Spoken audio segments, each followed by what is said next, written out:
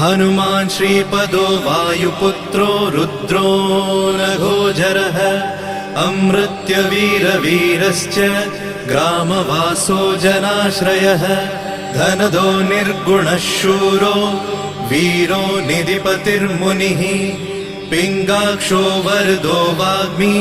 सीताशोकविनाशकः शिवः शर्वत्परो व्यक्तो व्यक्ताव्यक्तो धराधरः पिङ्गकेशः पिङ्गरोमा श्रुतिगम्यः सनातनः अनादिर्भगवान् देवो विश्वहेतुर्जनाश्रयः आरोग्यकर्ता विश्वेशो विश्वनाथो हरीश्वरः भर्गो रामो रामभक्तः कल्याणप्रकृतिस्थिरः विश्वम्भरो विश्वमूर्तिर्विश्वाकारश्च विश्वपः विश्वात्मा विश्वसेव्योऽथ विश्वो विश्वहरो रविः